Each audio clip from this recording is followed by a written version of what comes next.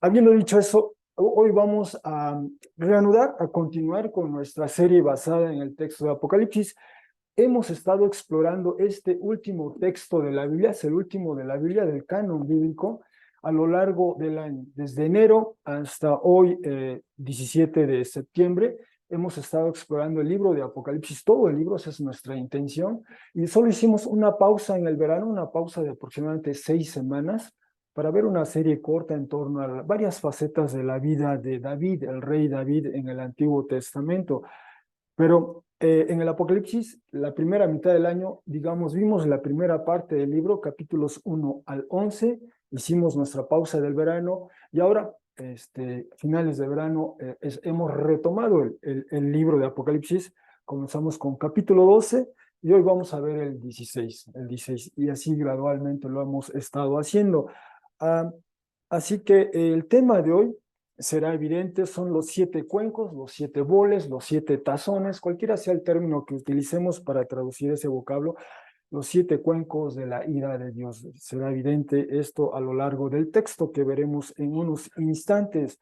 Y para iniciar esta exposición de la palabra, quisiera hacerlo de esta manera. Tuve oportunidad de consultar nuevamente esta base de datos, este sitio web que auspicia, que patrocina la Universidad de Oxford. Se llama Nuestro Mundo en Datos, Nuestro Mundo en Datos, y tiene una serie, o sea, recogen una cantidad de información sobre distintos temas o variables. Uno de ellos es el que se llama desastres naturales. Tienen un capítulo, un segmento sobre desastres naturales, y es muy interesante lo que mencionan aquí. Por ejemplo, en esta primer gráfica que ustedes están viendo, la introducen diciendo que el número de muertes debido a desastres naturales puede ser sumamente variable año con año, perdón, yo decir año con año. Algunos años transcurren con muy pocas muertes antes de que un evento de desastre mayor reclame muchas vidas, lamentablemente, ¿no? Si miramos al promedio de la década pasada, esta década pasada, aproximadamente 45,000 personas al año murieron debido a un desastre natural. Diría que es demasiado, ¿eh? Pero aún así, de acuerdo a las estadísticas, esto representa apenas el 0,1% de las muertes globales, ¿eh? En proporción. Y ahí vemos, por ejemplo, en esta gráfica que va desde el 78, o sea, cubre más o menos 44, 45 años. Vemos solo un pico allí en los inicios de la década de los 80 y otro más en el 2000, digamos 10, 11.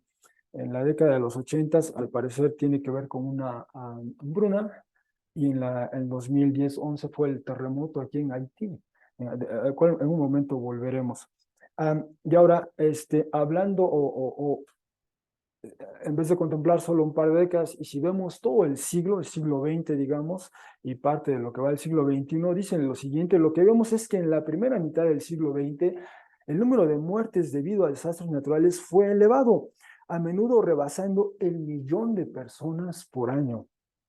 Ah, en décadas recientes observamos un descenso marcado en muertes. En la mayoría de los años más recientes, menos de 20,000 personas mueren, y en la más reciente década esta cifra ha sido menor a 10,000. Incluso en años pico, con eventos de alto impacto, el número de muertes no ha excedido los 500,000 desde mediados de los 60. Entonces, esta gráfica recorre todo el siglo XX y lo que va del siglo XXI, y vemos ahí esos picos, ¿no? Por ejemplo, al inicio del siglo, década de los 20 del siglo pasado, hay algunos eventos que se van hasta más de 3 millones, y después en la década de los 50, 60 hay otros picos relevantes, y después se reduce dramáticamente esa incidencia de eventos.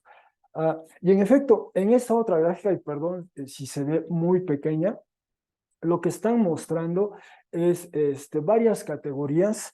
Aquí mencionan lo que son sequías, inundaciones, diríamos hoy, terremotos, actividad volcánica, tormentas, ciclones quizá, casos de temperatura extrema y diríamos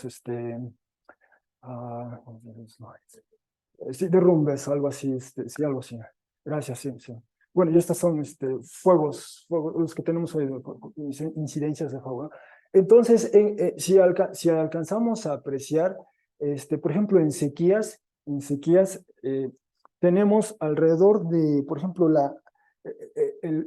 digamos, el área del círculo, si es más grande, denota un evento que tuvo un impacto mayor, o sea, el número de víctimas lamentablemente fue mayor. Y, por ejemplo, en la categoría de sequías, así, estamos viendo uno de los eventos que cobró, o por lo menos provocó más de 3, o alrededor de 3 millones de personas murieron, fue en el año de 1928, este que estamos viendo acá, en China. En China hubo una sequía en el año 1928 y más de, bueno, por lo menos 3 millones de personas fallecieron. Y después en el 43, algo similar, otra sequía, pero en Bangladesh, ¿no? Y lo que entonces era, bueno, en ese entonces todavía era parte del territorio de la India, Bangladesh, que después se independiza. Ese es el otro evento por destacar uno. En el caso de inundaciones, es más o menos en el año 1931, de nueva cuenta China, 3.7 millones de personas fallecen por inundaciones. Este es un evento dramático, dramático. Solo por mencionar algunos. Desde luego en este sitio web toda la información está ahí disponible para rastrearla con detalle. En el término de los terremotos, bueno, de hecho, de terremotos hay una otra gráfica. Ajá.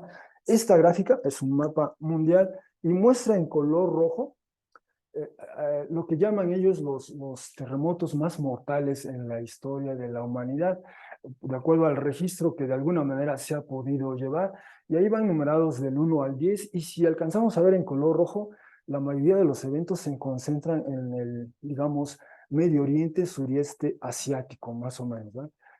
Nosotros estamos en esta zona, en la placa tectónica de Cocos, entre otras, y sabemos que por aquí está también pendiente, latente en la famosísima falla de San Andrés, estiman que algo va a pasar, algo intenso, por ponerlo en esos términos. Pero mientras tanto, ya ha pasado en otras regiones del mundo, y nuevamente es en China. De hecho, el primer evento, o sea, el más mortal según este registro, ocurrió en el año 1556, siglo XVI, 1556, de nueva cuenta en China, y fue un terremoto de magnitud 8 en la escala de Richter, y fallecieron, estiman aquí, 830,000 personas, ¿no? 830,000 personas. Eso fue en el siglo XVI. Pero en el segundo evento, que ese sí aparece aquí, el segundo, aquí en el Caribe, es justamente apenas en el año 2010. En el año 2010, un terremoto en Puerto Príncipe, Haití, donde se estima un terremoto de una magnitud 7, fallecieron 316,000 personas, 316,000 personas. Eso bien pudiera decir, pudiera haber sido una ciudad promedio aquí, de tamaño medio en México, ¿eh? Una ciudad así, ¿no? Este, um, sí, Puerto Príncipe fue devastada prácticamente. Ese es el segundo. El tercero, pues ocurrió, el tercero y cuarto ocurrieron en Turquía, el tercero en el año 115 después de Cristo. Quizá en esta serie, justamente en esta serie de Apocalipsis, quizá recuerden cuando vimos la sección de los mensajes a las iglesias en Asia Menor. En algunas de ellas, ¿se acuerdan? Vimos algunas referencias históricas de cómo ocurrieron terremotos. Es una zona sísmica. Aquí, bueno, no sé si aquí se alcanza a apreciar la placa tectónica. Y apenas en febrero, recuerden, en la frontera Turquía con Siria hubo un terremoto también intenso, fuerte, y todavía están los efectos de ello, ¿verdad? Los damnificados del terremoto. Bueno, en el año 115 hubo uno dice aquí esta gráfica, de 7.5 en la escala de Richter, y se estima que fallecieron 260,000 personas. Y después, digamos, casi 400 años después, en el año 525, hubo otro de magnitud 7, donde fallecieron 250,000 personas. Y nuevamente en China en China han ocurrido, por lo menos ahí hay tres de los eventos más mortales. Y bueno, lo único que quiero destacar es que este es parte de nuestro mundo, de la realidad, de lo que acontece, ¿ah? Estos eventos, desastres naturales que asoman, digamos, y trastocan la vida o cegan la vida a veces de muchas personas, ¿no? Eso es parte de la realidad en que vivimos. Bueno, con este tema quizá un tanto sombrío, con cierto pesar, vamos a leer ahora el texto que hoy vamos a estar explorando en el resto de esta sesión, Apocalipsis capítulo 16, y ofrezco esta traducción, Apocalipsis 16:1, dice, y escuché una gran voz procediendo del templo, diciendo a los 7 ángeles, vayan abajo y viertan o derramen los 7 cuencos o boles o tazones, si quieren, de la ira de Dios en la tierra. 16:2, y salió el primero y vertió el cuenco de él en la tierra y llegó a producirse una herida supurante o una úlcera o una llaga nociva y severa en los seres humanos. ¿Y quiénes son los seres humanos? Dice, quienes tienen la marca de la bestia y quienes postran y adoran a la imagen o la estatua de ella. 16:3, y el segundo vertió el cuenco de él en el mar y llegó a producirse sangre como de un muerto o de un cadáver, si se quiere, y toda alma de vida, literalmente, o toda alma viviente murió, los que se hallaban en el mar. El tercero vertió el cuenco de él en los ríos y las fuentes de aguas y llegó a producirse sangre. 16:5, y escuché del ángel de las aguas diciendo, justo eres quien es y quien era, el santificado o el santo o el puro, pues a estos seres humanos juzgaste o emitiste un juicio, pues sangre de santos y de profetas vertieron y sangre a ellos has dado a beber, dignos, aptos son. O si se quiere usar una expresión coloquial, si hiciéramos eso, diríamos algo así como se lo merecen, ¿eh? En esa expresión. 16:7, y escuché del altar diciendo, sí, Señor, el Dios Todopoderoso, verdaderos y justos los juicios tuyos o los veredictos tuyos. 16:8, y el cuarto vertió el cuenco de él sobre el sol, y fue dado a él chamuscar o quemar a los seres humanos con fuego.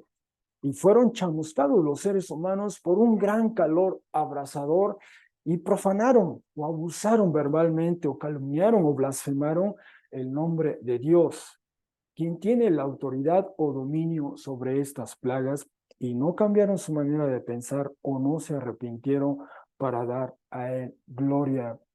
16:10, y el quinto vertió el cuenco de él sobre el trono de la bestia, y llegó a ocurrir que el reino de ella fue oscurecido, y mordieron las lenguas de ellos como resultado del dolor o angustia, y de nueva cuenta profanaron o blasfemaron al Dios del cielo como resultado de los dolores o angustias de ellos y de las heridas supurantes o de las úlceras de ellos, y no cambiaron su manera de pensar o no se arrepintieron de las acciones u obras de ellos. 16:12, y el sexto vertió el cuenco de él sobre el gran río Éufrates y se secó, o secó el agua de él, o se agostó, o se evaporó, de modo que estuviese listo o preparado el camino de los reyes, quienes proceden desde la salida o desde la aurora del sol. Y vi de la boca del dragón, de la boca de la bestia y de la boca del pseudo profeta o falso profeta, 3 espíritus sucios o impuros o inmundos, como ranas procedían, ya que son espíritus de seres no terrenales inferiores o demonios, es el término en griego, haciendo signos o señales, los cuales salen fuera sobre los reyes de toda la región habitada o todo el mundo habitado para causar ir juntos ellos a la guerra del gran día, posiblemente de la ira, del Dios el Todopoderoso. 16:15, mira, voy como un ladrón o vengo como un ladrón.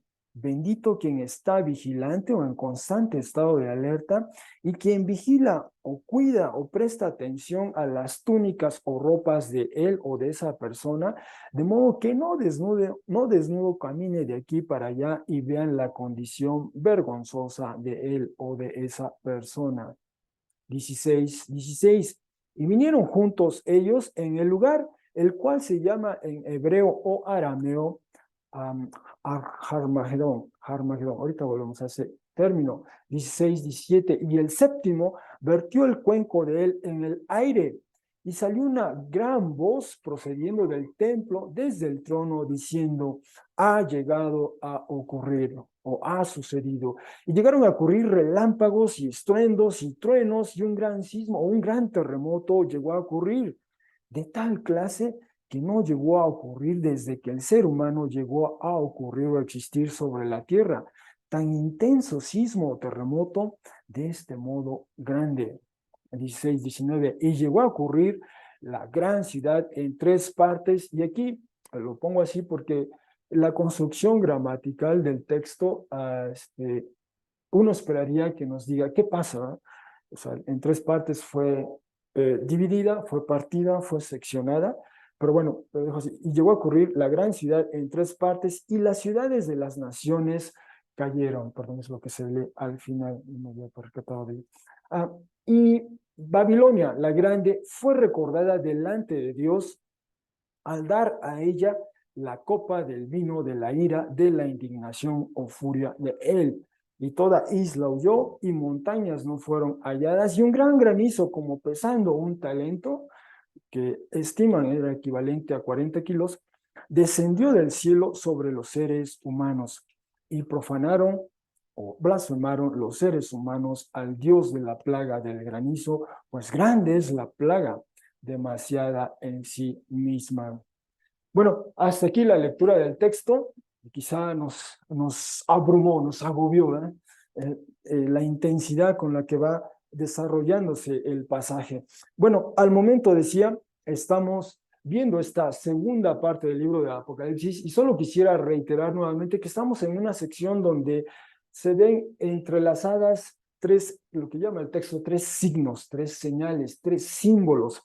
Y el autor del Apocalipsis, Juan, una manera en que va tejiendo, conectando, hilvanando su narrativa, su relato, las visiones de las que da cuenta, una manera en que lo hace, en que teje, en que conecta a ellas, es de una manera, digamos, gramatical o literaria. Esta manera en que repite frases y va indicando al lector, aquí hay una conexión, hay un vínculo, ¿no?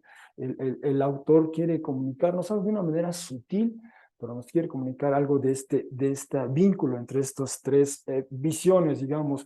Y en 12.1, que cuando retomamos nuestra serie, veíamos un gran signo fue visto en el cielo, y esta ocasión lo vimos con detalle todo el capítulo 12, y el signo al que se refería era esta mujer ataviada con estos elementos cósmicos, sol, luna, estrellas, y además era una mujer embarazada. Ese fue el primer símbolo. El segundo decía, y fue visto otro signo en el cielo, e introduce a esta gran figura que se llama el dragón, el gran dragón rojo, con sus 7 cabezas, 10 cuernos, y nos lo describe. Y este dragón al acecho de esta mujer allá en el cielo que está a punto de dar a luz, porque nos dice el texto, quiere devorar ese bebé, y cuando la mujer da a luz, ese bebé es llevado, dice, hacia Dios y hacia su trono, y por lo tanto se frustra el intento del dragón de devorarse a ese bebé. El tercero dice 15.1, vi otro signo en el cielo, y es cuando introduce, lo vimos la semana pasada, nos presenta estos 7 ángeles y cada uno teniendo estos 7 cuencos o boles, cada uno, que son las 7 plagas.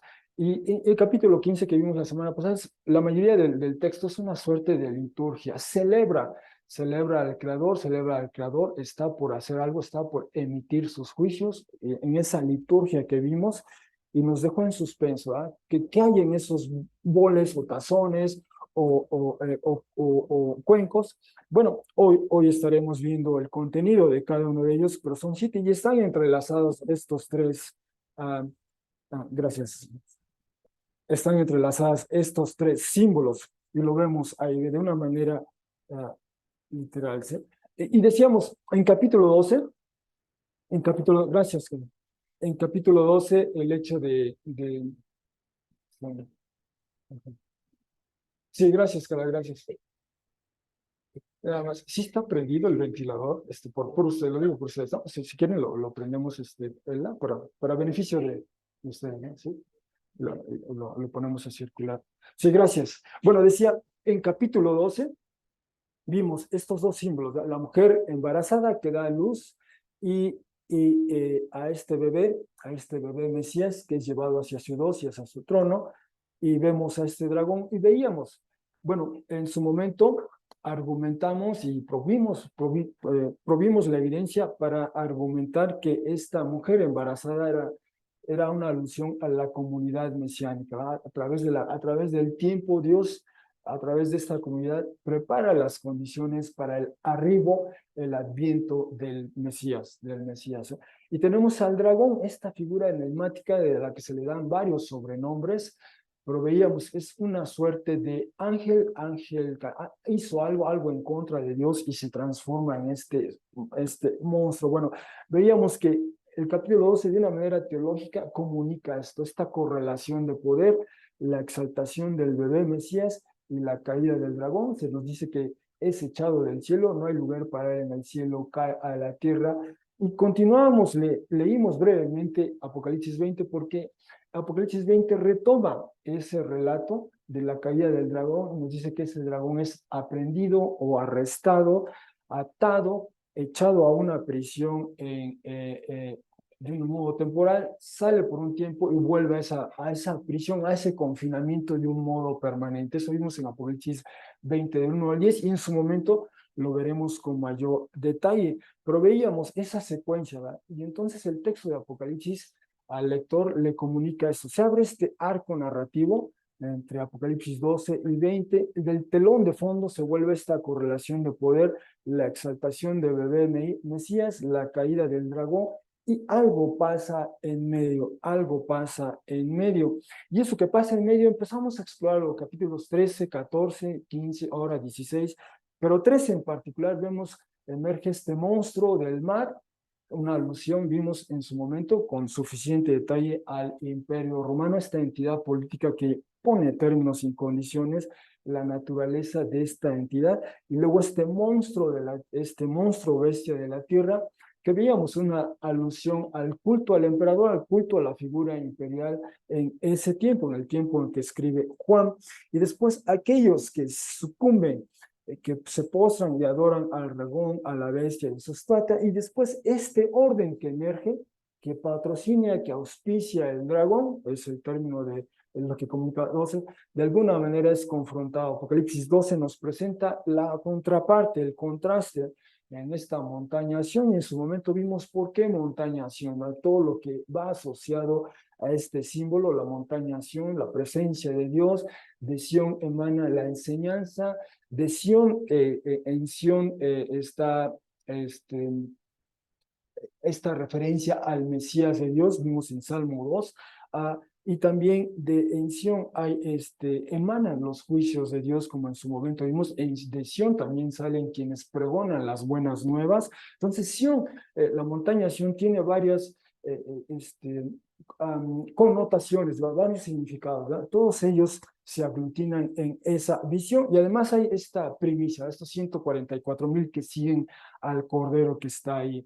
Y vimos también esa alusión a la gran ciudad. Aparece por vez primera en Apocalipsis 14 esta gran ciudad. Bueno, ese orden que se contrasta primero, ese orden que emerge, que auspicia al dragón y que emerge con la bestia del mar, la bestia de la tierra, y quienes le siguen se postran y adoran, y esta comunidad que se llama la gran ciudad, bueno, ese orden no pasa desapercibido y es confrontado, es de hecho juzgado por Dios, y eso empezamos a ver la semana pasada, Apocalipsis 15 y 16, con estas 7 cuencos, oboles o tazones. Bueno, habiendo dicho eso, habiéndonos ubicado en qué parte del libro vamos y tratando de apreciarlo mejor, vamos a explorar con mayor detenimiento estos 7 cuencos de la ira de Dios. Y lo primero es hacer algunas observaciones generales. Dice el versículo 1 del capítulo 16, y escuché una gran voz procediendo del templo diciendo a los 7 ángeles, vayan abajo y viertan o derramen los 7 cuencos de la ira de Dios en la tierra. De alguna manera, el versículo 1 del capítulo 16 establece un vínculo con el capítulo 15, porque en el capítulo 15 se esperaba eso, iban a derramar estos 7 cuencos por medio de estos 7 ángeles. Y bueno, lo primero, nada más para efectos de que se aprecie mejor, El término que estamos traduciendo como cuenco, en realidad es el vocablo griego fiale. Fiale puede ser cuenco, cazo empleado para olla o cacerola para hervir líquidos en general, y posteriormente en el Antiguo Testamento ese fue el término cuando se traduce de hebreo a griego a partir del tercer siglo, lo que se llama la Septuaginta, cuando se encontraron el vocablo hebreo Mizrak, lo tradujeron como fiele, y en el Antiguo Testamento ese término se refiere a los utensilios, y la primera vez que aparece es en Éxodo 27. Yahvé, Dios está explicando a Moisés que tiene que construir esta tienda de campaña enorme, le muestra cómo va a estar configurado los espacios al interior y al exterior de esta tienda de campaña, y le explica también cuál va a ser el mobiliario al interior de esta tienda de campaña, y parte de ese mobiliario implicaba estos cuencos, estos boles, estos tazones o estas cacerolas, incluso si se quiere, el uso que iban a tener allá en el lugar que se llama lugar santo. Ahí iban a estar estos cuencos, originalmente hechos de bronce, posteriormente hechos de otro material, plata, incluso oro, pero el fin era varios, tenían varias actividades, entre otras quizá ir recoger la sangre del animal sacrificado que después se salpicaba en el altar. Esa pudiera ser una de las usos, y de hecho es el uso que menciona ahí Zacarías 14:20. Bueno, era un utensilio que estaba allí próximo al altar donde se quemaba incienso y donde también se salpicaba a veces la sangre del animal sacrificado para efectos de lo que se llamaba la expiación, digamos, si se quiere, el perdón de pecados, de una manera simbólica y litúrgica en ese entonces. Ese era el uso de ese utensilio, estaba allí. Y además, bueno, en esta gráfica de hecho se aprecia mejor. Esta es la tienda de campaña, delimitada su espacio exterior, el atrio, como eventualmente se le conoce, y al interior, esa tienda de campaña tiene dos espacios, uno que se llama el lugar santo y otro al interior, al fondo, el lugar santísimo, el lugar más santo, si se quiere, el santo de santos, literalmente dice así en hebreo, pero en el lugar santo. Perdón, si aquí se alcanza a apreciar, aquí nada más lo apunto, ¿verdad? En esta parte, este es el equivalente al altar, y por aquí, no se ve en la figura, pero por aquí estarían estos tazones o boles que se utilizaban como parte del procedimiento que llevaban a cabo los sacerdotes. Bueno, allí estaban ellos, y repito, podían estar llenos de sangre, podían estar llenos de otra sustancia que se usara para efectos de ese procedimiento. Bueno, ese es un aspecto, ¿eh? De ahí viene el uso de los tazones, de los boles, de los cuencos. Uh, Ese es un aspecto. Otro, en el texto que acabamos de leer, capítulo 16, quizá nos percibimos nos percatamos de este ritmo, de esta secuencia, y, digamos, el primero vertió el cuenco de él, y el segundo vertió el cuenco de él, y el tercero, y así sucesivamente, ¿verdad? Se repite una y otra vez esta fórmula, el primero o el segundo, pero bien pudimos haber puesto, y el N vertió el cuenco de él, y eso se repite 7 veces, ¿no? El autor, esa es la manera en que también teje y establece que esta es una unidad literaria. El capítulo 16 es una unidad literaria, ¿no? El primero, el segundo, el tercero, el cuarto, el quinto, el sexto es la misma fórmula que introduce el derrame de ese cuenco y después lo que pasa. Esa es una estructura gramatical muy propia del Apocalipsis, de este texto. Ahora bien, leímos todo el capítulo 16, y esta es una manera de sintetizar la información, ¿no? Hay siete cuencos, y cada cuenco al verterse o al derramarse afecta una área. El primero afecta la tierra. ¿Y qué pasa cuando vierte en la tierra? Pues llega a producirse, dice, una herida supurante o una úlcera o una llaga en los seres humanos, pero dentro de los seres humanos, los que tienen la marca de la bestia y se postran y adoran su estatua. De esto hablamos con suficiente detenimiento en el capítulo 13, lo vimos, pero sí, en última instancia, estos como una referencia histórica, que participan de este orden y como veíamos en su tiempo, a este culto al emperador, lo que implicó participar de ello, y en algunos casos literalmente había a veces marca, o esta manera de controlar, de participar en ese orden creado, y si no se participaba de la veneración al emperador, uno era excluido, marginado, relegado, y hay evidencia histórica al respecto. Pero bueno, esta es la alusión, esta es la alusión. Se derrama ese cuenco en la tierra y produce esa herida. Es un tanto irónico que aquellos que tienen ya una marca, en este caso la marca de la bestia, ahora a ellos tienen esta otra marca, si se quiere, ¿va? Esta herida supurante o esta úlcera. Bueno, ese es el primero. El segundo dice que se derrama en el mar y llega a producirse sangre y por lo tanto los habitantes de ese mundo acuático mueren, ¿no? Toda alma viviente en el mar muere.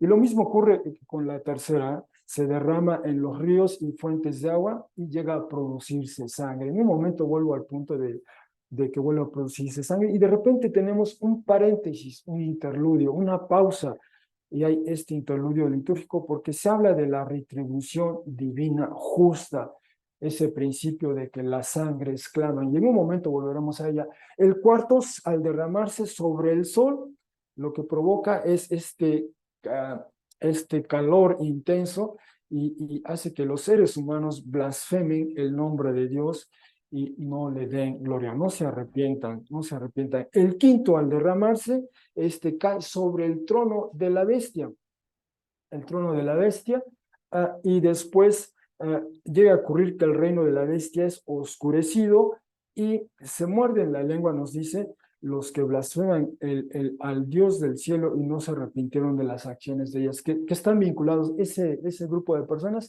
está vinculado con el primero, los que tienen la marca de la bestia y se postran y adoran su estatua.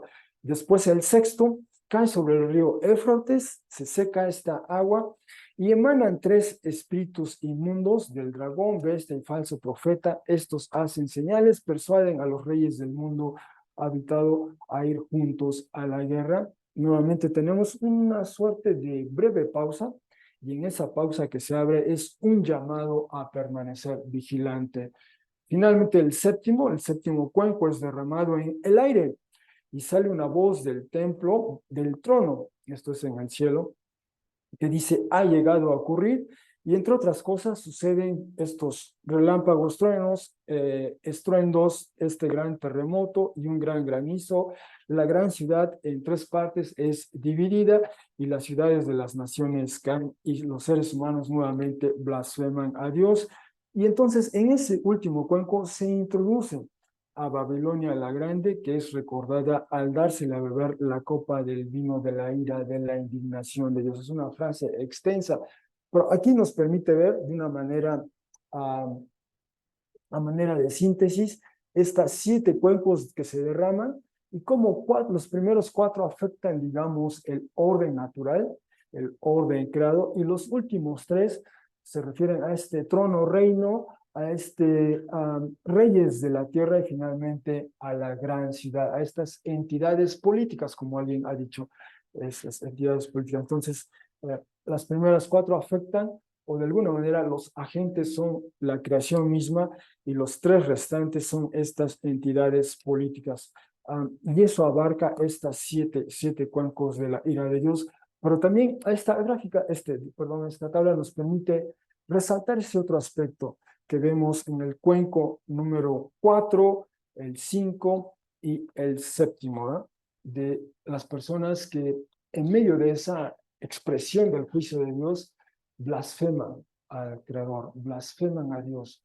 Hay un abuso verbal hacia Dios y además no se arrepienten, es decir, esta es una realidad. Hay entonces, como ahora, personas que incluso viendo la evidencia favorable, desfavorable por parte de Dios, así, insisten, sostienen su postura, se endurecen como Faraón mismo, en un momento lo veremos, y siguen blasfemando, siguen abusando verbalmente de Dios, siguen calumniando a Dios y además no se arrepienten más. Es una realidad que destaca esta porción. Ahora bien, estos cuencos, en efecto, evocan, no es la primera vez que ocurre en el texto de Apocalipsis, pero estos cuencos aluden a las plagas, a las así llamadas 10 plagas de Egipto. De ahí nuestra primera lectura, la lectura que hizo para nosotros la hermana Elsa, nos leyó para nosotros Éxodo capítulo 7 del 1 al 25, y la segunda parte de ese texto que nos leyó introduce la primera de las así llamadas 10 plagas de Egipto, que es cuando Moisés golpea con su vara el agua del río Nilo, este se transforma en sangre, ¿no? Y ahí está esa alusión a al cuenco, o al cuenco, el número 2 y el número 3 aluden a eso. El primer cuenco nos habla de la plaga número 6 de Egipto, que hay úlceras en personas y ganado, hombres o seres humanos y animales se generan estas úlceras. Y es una alusión, un eco, o bien la plaga el cuenco número 4, que dice que se derrama sobre el sol y se vuelve oscuro. Y de nueva cuenta, en la plaga número 9 hay esta densa oscuridad por 3 días, y tenemos el cuenco número 6 que alude a la plaga número 2. Ranas salen, no en la plaga de Egipto eran de las aguas, y aquí las ranas salen de las bocas, dice, del dragón, del falso profeta y de la bestia, Y la rana, al paso del tiempo, en el Antiguo Testamento, fue un símbolo de un animal impuro o inmundo. Bueno, lo único que quiero decir es que en Apocalipsis vuelve a recuperar estas expresiones, estas alusiones a eventos del pasado, si me permiten decirlo así, los actualiza, recupera ese lenguaje, y de nueva cuenta vemos cómo Dios usa su creación para expresar y llevar a cabo sus juicios. La creación es un agente de Dios para llevar a cabo sus juicios, y a manera de paréntesis, eso nos debe hacer pensar. Hoy en día estamos abrumados del todo, bueno, no abrumados, pero escuchamos con frecuencia nuestra responsabilidad, el impacto que nosotros los seres humanos causamos al medio ambiente, el cuidado que tenemos que tener de él, pero también este texto y otros más de la Escritura nos invitan a reconsiderar ese discurso que hoy escuchamos para evaluarlo críticamente a la luz de la Escritura. Somos llamados, Génesis 1 nos dice, a cuidar de la creación, pero también a la par debemos estar muy conscientes que Dios en todo el tiempo ha usado la creación a través de estas expresiones o eventos para llevar a cabo sus planes, propósitos y especialmente juicios, ¿verdad? Entonces, debemos tener a la par ambas perspectivas, ¿verdad? Y cualquier discurso, cualquier propuesta que escuchemos, evaluarla a la luz de la Escritura. Somos llamados, Génesis 1 nos dice, a cuidar de la creación, pero también toda la Escritura nos muestra una y otra vez que a través de la creación Dios lleva a cabo sus planes y especialmente sus juicios, ¿verdad? Y esto tiene que estar a la par, y a esto nos invita el texto también a considerar. Ah, Otro aspecto más, ya que hemos estado recorriendo el texto del Apocalipsis, ya estamos en el capítulo 16, vemos este tema de cómo podemos percibir esta progresión gradual y paulatina en el Apocalipsis. Cuando vimos la serie de los 7 sellos, nos llamó la atención esa expresión, un cuarto de la tierra, dice 6:8, ¿eh? Un cuarto de la tierra salen estos caballos, ¿eh? Y se les permite afectar a un cuarto de la tierra. Cuando vimos en su momento la serie de las 7 trompetas, se enfatiza un tercio de la tierra se ve afectada, un tercio del mar, un tercio de los ríos y fuentes de aguas, un tercio de aguas, un tercio del sol, luna y estrellas, un tercio de los seres humanos. Pero ahora, en esta última, la serie de los 7 cuencos, implícitamente se da a entender que ya no es un cuarto, un tercio, ahora es todo, la totalidad, ¿no? En la tierra, en el mar, en los ríos, sobre el sol, y especialmente 16:14 dice todo el mundo habitado o toda la región habitada, si se quiere, pero es todo, ¿eh? Ahora se enfatiza el todo sobre la tierra, la gran ciudad y las ciudades de las naciones, y todas ellas, y se enfatiza el todo, ¿eh? Entonces, Apocalipsis nos va mostrando esta progresión gradual y paulatina de cómo Dios va obrando para llevar a cabo sus planes. Bueno, estas son algunas observaciones generales. Un punto que yo quisiera destacar de esta serie es este tema de retribución divina justa. 15:5 hace una pausa, ya se derramaron tres cuencos, y ahora hay esta pausa. Escuché del ángel de las aguas diciendo, justo eres quien es y quien era el santo, pues a estos seres humanos juzgaste, pues sangre de santos y de profetas vertieron, y sangre a ellos has dado a beber. Dignos son. Y escuché del altar diciendo, sí, Señor, el Dios, el Todopoderoso, verdaderos y justos los juicios o veredictos tuyos. Y quisiera destacar este punto especialmente en nuestro contexto. Si les parece, ya se fue la pipa, ¿va? Perdón. Sí, está bien, voy a abrir aquí para efectos de que no se sienta. Probablemente ya podamos proceder. Está bien, vale, gracias. Quisiera enfatizar este punto. Primero en el texto mismo, cuando llegamos a Apocalipsis 6, nos encontramos en esta visión, nos encontramos con esta expresión de quienes están debajo del altar en esta visión del espacio de Dios allá en el cielo, están unos debajo, dice las almas de quienes están, las almas de quienes han sido ejecutados o matados de un modo violento, dice 6:9, debido a la palabra de Dios y debido al testimonio de Jesús, y gritaron o protestaron con una gran voz diciendo, ¿hasta cuándo, amo, oh Señor absoluto, el santo y verdadero, no juzgarás y procurarás justicia o vengarás la sangre de nosotros? Este es un reclamo, de hecho, que se le hace al Creador, y el Creador escucha ese reclamo, atiende ese reclamo, y ahora vemos esto que acabamos de leer. Sangre de santos y profetas vertieron o derramaron, a ellos has dado a beber sangre, ¿verdad? Sangre has dado a beber a ellos. Y este es un principio que, que está presente en la escritura. Lo que se ha dado a llamar a veces la sangre exclama.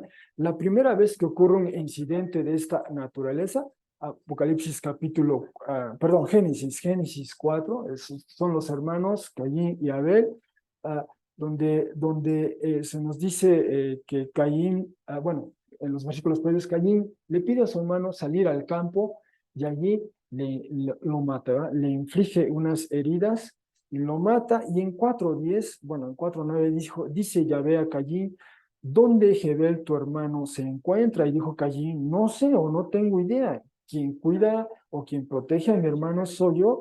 Y dijo Yahvé, ¿qué has hecho? La voz o el ruido, la protesta de las sangres de tu hermano claman, gritan, piden a gritos hacia mí desde el suelo cultivable. Y siempre nos llamó la atención esa expresión. Las sangres claman, las sangres gritan, las sangres están ahí. Y en efecto, Dios escuchó. O sea, si leyéramos el pasaje previo, eh, parece que Caín invita a ir al campo donde probablemente no va a haber ningún testigo, y él con toda alevosía y ventaja le mata, ¿no? Y decíamos que el texto en hebreo, esta es una traducción literal, dice así, literalmente en plural, las sangres de tu hermano claman, gritan. Y eso da a entender que probablemente Caín le infligió varias heridas mortales, le asestó varias heridas mortales. Es muy probable que haya sido el caso. Y de hecho hay una tradición, como en su momento lo vimos, rabínica, judía, que lee así el texto: las sangres de tu hermano están gritando.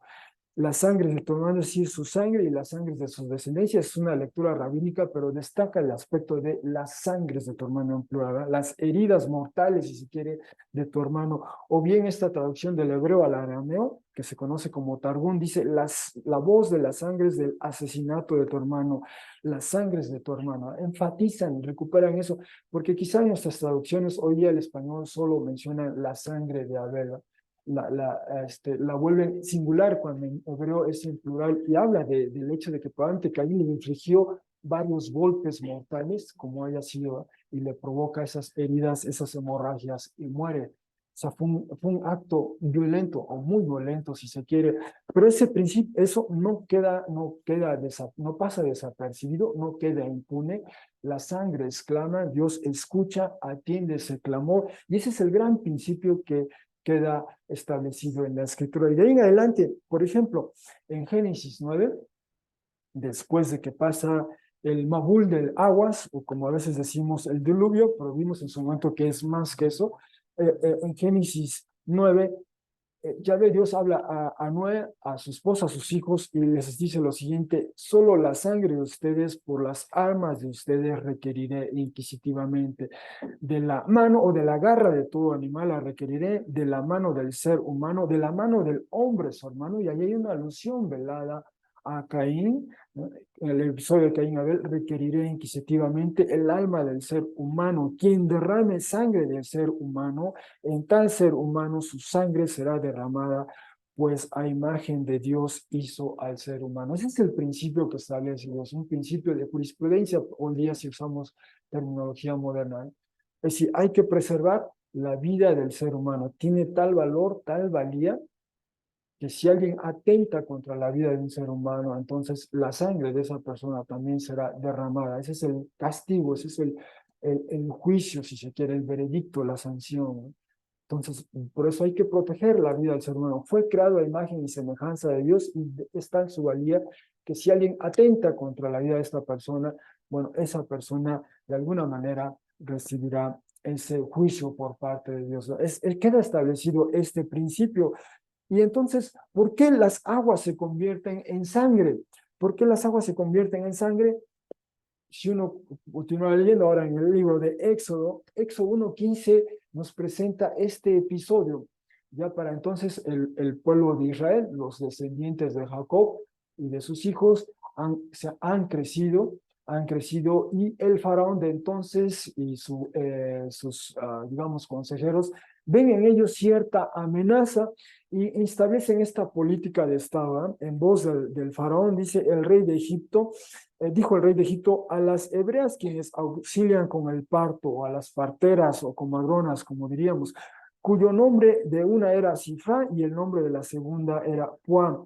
Y dijo: cuando al auxiliar a las mujeres hebreas en sus partos y las vean sobre sus pedestales de piedra, si el hijo, o sea, si el niño que nace, ¿verdad? Si él es niño, o niño, entonces hagan que muera, pero si ella es niña, entonces vivirá, ¿no? Esta es la disyuntiva, esta es la disyuntiva. Si es niño, tiene que morir; si es niña, le dejan vivir. Esa política no funcionó, entonces viene otra nueva política pública, otra política de Estado, como se diría. 1:22, ordenó Faraón a todo a su pueblo. Ya no es solo ahora las parteras hebreas, ahora es todo el pueblo de Egipto. Autoridad y sociedad se vuelven cómplices en esta política de Estado de infanticidio. Todo niño nacido lo arrojarán al Nilo, pero toda niña le dejarán vivir. Así que Faraón, la autoridad, sanciona esta política, ¿eh? Y le concede a toda su población. Entonces, si suben, si escuchan, si saben que alguien de los hebreos tuvo un niño al nacer, están autorizados para tomar ese niño y echarlo al agua, ¿no? Autoridad y sociedad se vuelven cómplices en esta política de Estado de infanticidio. Y eso es lo que aplicaron, ¿no? Y eso da marco a la historia de Moisés, cómo Moisés es de alguna manera salvado extraordinariamente. Llegó el momento en que su madre ya no podía ocultarlo, y el niño va creciendo, se escuchan los llantos, los lamentos, los vecinos se dan cuenta, y entonces lo que le queda a ella es ponerla en este canasto y lanzarla al agua, ¿eh? Como decía el faraón. Pero Dios, de una manera extraordinaria, lo rescata de las aguas a Moisés, pero bajo ese marco de esta política de Estado. Así que, ¿cuál es la primer plaga? ¿Cuál es la primer plaga? Cuando Moisés golpea el agua del Nilo, esta se vuelve sangre. Y en parte es por eso, ¿no? Porque la sangre exclama. Todos esos niños que fueron lanzados al río debido a esta política de Estado, Dios, o sea, no pasó desapercibido, ¿no? Y en su momento Dios trae el juicio a esa autoridad y sociedad que fueron cómplices en esa política de Estado de infanticidio, ¿no? Por eso las aguas se vuelven en sangre. Esa es la primer plaga, y anuncia, anticipa el juicio de Dios, y la última remata o concluye ese juicio de Dios, porque de hecho muere el primogénito del faraón de entonces, muere el primogénito de las familias egipcias, aquellas, algunas de las cuales lanzaron a los hijos de los hebreos al agua, ¿no? Entonces, en la escritura siempre está presente este principio de retribución divina justa. quien atenta contra la vida de un ser humano enfrenta el juicio de Dios, ¿no? En esos términos, en esas condiciones. Está ahí, va de principio a fin, desde Génesis 4 y ahora lo vemos hasta Apocalipsis 16, ¿no? Les da a beber sangre porque derramaron sangre, dice el texto de Apocalipsis. Queda establecido eso. Mi penúltimo punto es este del gran sismo, terremoto. Leímos en el texto que cuando se vierte el séptimo cuenco, ocurren relámpagos, ruidos, truenos y un gran sismo, un gran terremoto llegó a ocurrir. Y luego viene este comentario editorial del vidente, ¿eh? Hace una pausa, una muy breve pausa, suspende por un momento su narrativa y nos indica, o sea, pone al margen, si se quiere, esta nota. De tal clase no llegó a ocurrir desde que el ser humano llegó a ocurrir sobre la Tierra tan intenso sismo o terremoto de este modo grande. O sea, no ha habido otro como ese, dice Juan, ¿no? O sea, fue tan intenso, ¿eh? Y hemos visto ya en la historia, siglo XVI es el que lleva el récord todavía de cuántas personas fallecieron. Y en efecto, en el Apocalipsis hemos visto esta secuencia de relámpagos, estruendos y truenos en Apocalipsis 4, de truenos, estruendos, relámpagos y terremotos en Apocalipsis 8, de relámpagos, estruendos, truenos y terremotos y un gran granizo, capítulo 11, y finalmente ahora en 16, relámpagos, estruendos, truenos, un gran terremoto, y después en 16:21 habla de un granizo también, un granizo muy denso, muy fuerte. Y la primera vez que aparece en Apocalipsis 4 esta secuencia de manifestaciones, bueno, de estos elementos, ¿no? Relámpagos, estruendos y truenos, hay una alusión a Éxodo 19, justamente volviendo a la historia del Éxodo, cuando el pueblo de Israel ya sale de Egipto, cruza las aguas, eso es capítulo 14, capítulo 15, avanza, llega un momento en capítulo 19 que llega al pie de una montaña. Al pie de esa montaña está el pueblo. Dios le pide a Moisés que él suba a la cima de esa montaña. A la mitad de esa montaña van a subir con él su hermano y otros de los líderes visibles del pueblo, pero ellos se quedan a la mitad de la montaña. Moisés sube a la cima y ahí se manifiesta Dios, allí habla Dios, pero lo que antecede, lo que anuncia la presencia de Dios, digamos, el descenso de Dios a esa montaña son justamente truenos y relámpagos. Si leyéramos Éxodo 19:16, eso diría, ¿verdad? Y lo mismo en Apocalipsis, perdón, en Ezequiel 1:13, Ezequiel 1 comienza narrando una visión del trono de Dios que desciende, y entre otras cosas, la manera en que se expresa la presencia de Dios son estos estruendos, relámpagos, truenos. Entonces, en la escritura, esta combinación de relámpagos, truenos, estruendos apunta primero a, de alguna manera, la presencia de Dios, que además va a hacer algo, ¿eh? Dios se manifiesta en un lugar, eso es lo que antecede, lo que anuncia su presencia, pero además va a ser algo, y al paso del tiempo, en esas otras referencias, como por ejemplo en Ezequiel 10:2, Isaías, especialmente Isaías 29:6, se habla además de esas manifestaciones, se habla del terremoto, que es una manera en que Dios no solo se manifiesta, sino se actúa.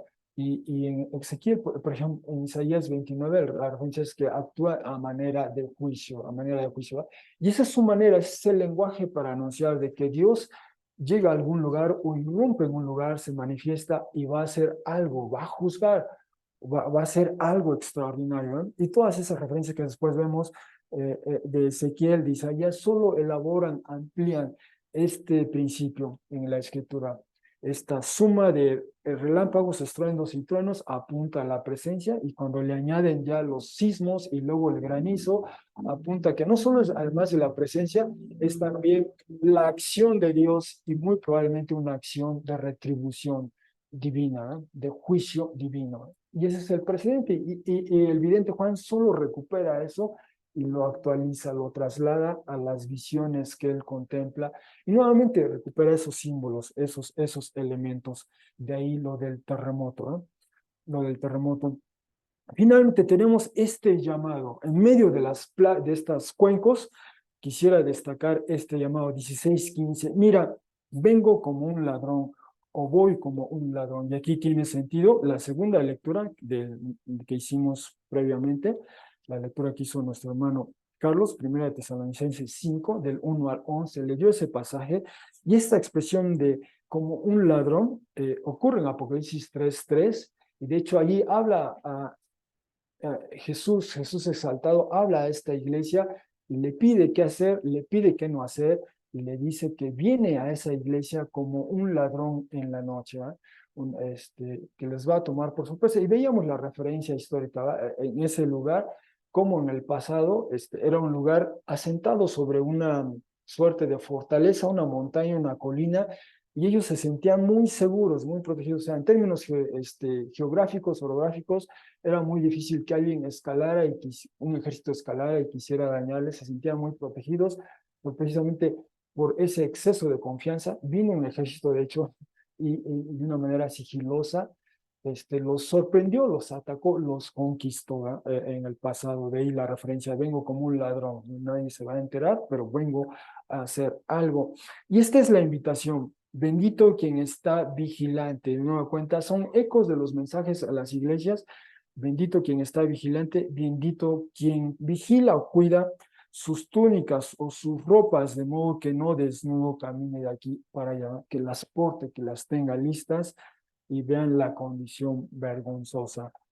En parte se ha dicho que en la antigüedad, especialmente en época de calor, pues las personas, algunos de ellos quizá dormían sin sus prendas, ¿no?, en la noche, y si llegaba algo en la noche podían sorprenderles en esa condición. Esa era una posibilidad histórica real, real. Pero aquí este es el llamado, y ese es el contraste, ¿no? A unos se les invita a perseverar, a ser vigilante, a continuar, a procurar cómo uno está delante del Señor, mientras que otros insisten en ser blasfemos hacia Dios, insisten en abusar verbalmente al Creador, en calumniar, y además en endurecerse como un alfarón, no arrepentirse, no arrepentirse. Y vemos cómo implícitamente Juan nos presenta en esta serie de 7 cuencos estos dos contrastes entre estas dos poblaciones, ¿no? Los que siguen a la bestia,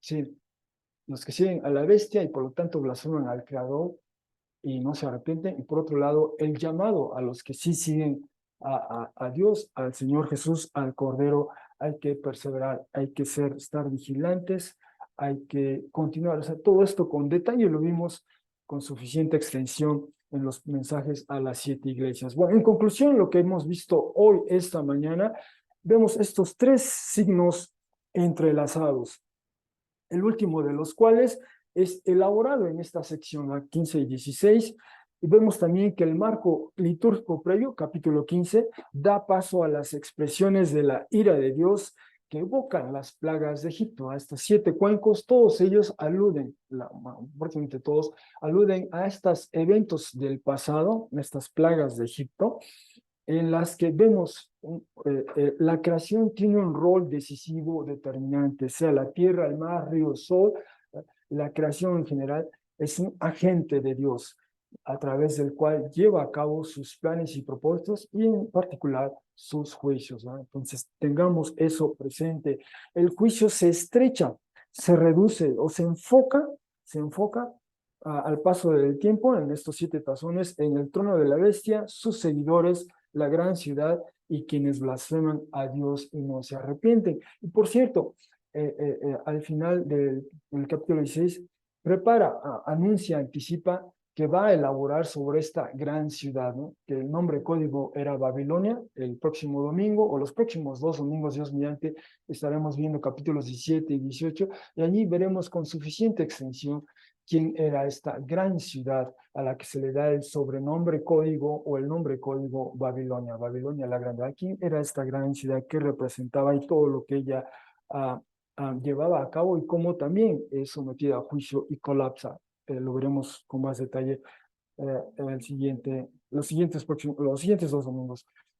Pero decía que el juicio se estrecha sobre el trono de la bestia, sus seguidores, la gran ciudad y quienes blasfeman a Dios y no se arrepientan. Y en especial destacamos este punto, la retribución divina justa, este principio en la escritura de que las sangres claman, ¿no? Las sangres claman. Al mismo tiempo, vimos en capítulo 16, siempre hemos estado viendo esto con más frecuencia, siempre hay un llamado a perseverar, a ser fiel, a pesar del costo, a pesar de lo que ello implica. Y hablando de implicaciones, estas pueden ser algunas de las que podemos destacar de acuerdo al pasaje que hemos visto hoy. Primero, la creación como agente del juicio de Dios. Y decía yo, ¿cómo ilumina esta afirmación del texto bíblico? ¿Cómo ilumina esto? El debate que hoy tenemos sobre el cambio climático. ¿Cuánto es nuestra responsabilidad? ¿Es cierto? Pero ¿cuánto también quizá Dios usa ese fenómeno del cambio climático para de alguna manera eh, traer nuestra atención hacia Él, para que nos volvamos a Él, para que nos arrepintamos? ¿Verdad? Tenemos que también considerar esa posibilidad en los fenómenos o eventos que vemos hoy día, porque en la Escritura eso ha pasado también. Ese es un aspecto. Lo segundo es el principio de retribución divina justa, ¿no? Es decir, en el texto bíblico nada queda impune, nada. Esto nos anima en nuestro contexto marcado por la impunidad, especialmente en México, pero en esta región de Latinoamérica y en otras partes en el mundo, los niveles de impunidad son muy altos, ¿no? El fenómeno de por ejemplo, las fosas comunes, ¿no? ¿Qué pasó? ¿Cuándo ocurrió? No lo sabemos, ¿ah? Pero eso no es el caso con Dios, ¿ah? En su momento Él va a confrontar a aquellos que hicieron eso en la oscuridad, a oscuras, digamos, si se quiere. Finalmente, la realidad de quienes blasfeman a Dios y no se arrepientan nos mueve a orar por nuestros vecinos, aquellos que están alrededor de nosotros en nuestros respectivos contextos, y nos mueve también a compartir el Evangelio. Bueno, son algunas de las implicaciones que podemos considerar. Y con ello, pues gracias por su atención, hermanos y hermanas, y ahora vamos a pasar a esto.